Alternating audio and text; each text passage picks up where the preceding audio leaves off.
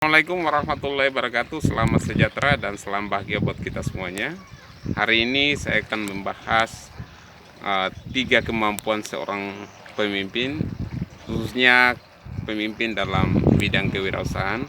Ada tiga kemampuan yang harus dimiliki oleh seorang pemimpin.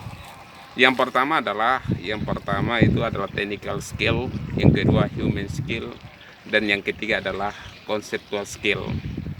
Ketika ini saya akan jelaskan, insya Allah akan memberikan satu pemahaman yang baru buat kita semuanya, agar ini bisa diterapkan. Sebenarnya ini bukan hanya sekedar teori, tapi ini bisa diterapkan dalam kehidupan kita sehari-hari. Yang pertama adalah technical skill. Technical skill ini sebenarnya kemampuan seorang pemimpin itu bukan hanya sesuatu yang umum dimiliki, tapi ada sesuatu yang khusus mengenai keterampilan dia menguasai satu bidang ilmu pengetahuan yang bisa bermanfaat bagi organisasi. Misalnya kemampuan yang sifatnya teknis itu adalah kemampuan dia dalam mengetik, kemampuan dia dalam memahami tentang programmer, atau kemampuan dia dalam menata sistem administrasi, pengarsipan, dan lain sebagainya. Ini sebenarnya hal-hal yang sifatnya teknis, tapi sangat dibutuhkan dalam organisasi. Oleh karena itu, seperti yang saya katakan tadi, bukan hanya sekedar kemampuan dia dalam menguasai ilmu secara umum, tapi harus ada penguasaan dia secara khusus, penguasaan kemampuan dia secara khusus. Misalnya saya ambil contoh ya, kalau seorang pemimpin yang punya kemampuan technical skill di sini, dalam menata misalnya ruangan misalnya. Ini sebenarnya sesuatu yang sifatnya teknis, tapi bisa menimbulkan atau bisa menciptakan satu suasana yang nyaman kalau katakanlah penataan ruangnya itu rapi, aman, dan tertib. Pasti di situ akan menciptakan satu suasana yang cukup bersahabat, cukup memberikan motivasi bagi orang-orang yang ada dalam organisasi. Nah, kemudian yang kedua adalah tentang human skill. Yang pertama tadi adalah technical skill, adalah kemampuan secara teknikal, secara spesialis yang harus dimiliki oleh seorang pemimpin. Yang kedua adalah human skill. Human skill ini adalah kemampuan seseorang dalam menjalin hubungan dengan orang lain. Misalnya kemampuan dia mengelola emosi, kemampuan dia membangun relasi, membangun jaringan, membangun pertemanan. Dan itu harus ada kemampuan emosional dia, bukan hanya intelektual dia sebenarnya, tapi harus ada kemampuan emosional dia dalam menciptakan satu suasana yang nyaman bagi orang lain. Atau katakanlah dia orangnya bisa dipegang kata-katanya sehingga dalam hubungannya dengan orang lain itu bisa dipercaya. Banyak hal-hal yang bisa sebenarnya kita ambil contoh. Misalnya seorang Rasul Muhammad SAW, dia kurang disukai oleh bangsa atau suku Quraisy, tetapi suku Quraisy yang katakanlah notabene adalah bukan Islam, yang waktu itu adalah pembenci Muhammad, tetapi dalam hal yang lain misalnya perkataan Muhammad itu dapat dipegang.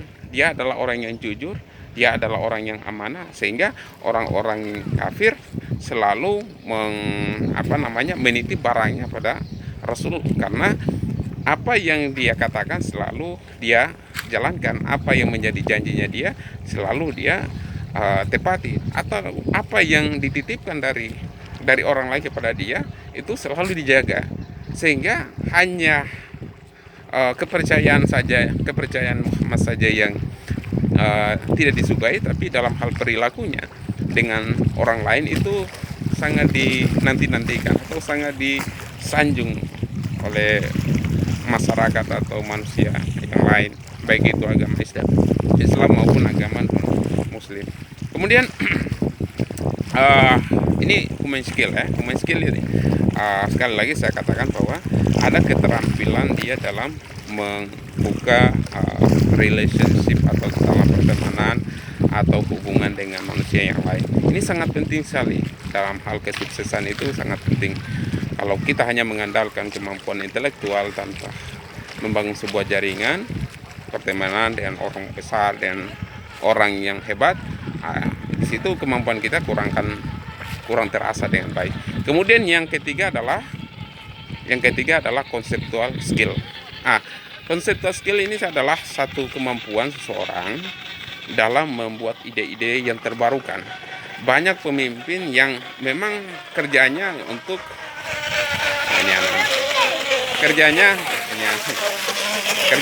adalah untuk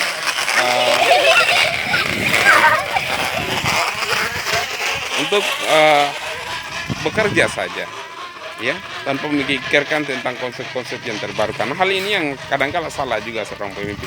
Seorang pemimpin harus punya konsep yang baik dalam hal berorganisasi, konsep yang bagus dalam hal memandang masa depan. Karena segala tindakan yang kita lakukan itu berawal dari sebuah konsep, berawal dari sebuah ide atau pikiran yang kita lahirkan. Oleh karena itu, setiap perbuatan atau tingkah laku seorang pemimpin harus diawali dengan pemikiran yang matang, konsep yang matang, agar tindakannya itu tidak salah atau tidak salah arah dalam bertindak atau mendapatkan sesuatu yang diinginkan.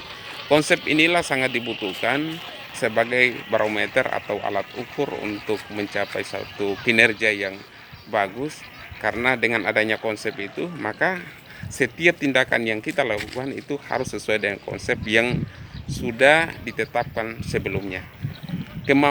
Tiga kemampuan itulah yang harus dimiliki. Yang pertama tadi technical skill, kemampuan secara spesifik, secara spesialis. Yang kedua adalah human skill, itu adalah kemampuan dalam menjalin hubungan dengan manusia.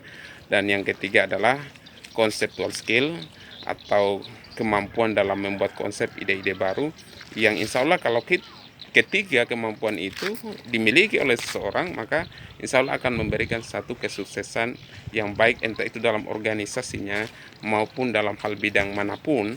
Insya Allah akan membawa kesuksesan yang lebih berjaya lagi. Itu saja yang bisa saya berikan, semoga dapat memberikan manfaat buat kita semuanya. Billahi taufiq wal hidayah. Assalamualaikum warahmatullahi wabarakatuh.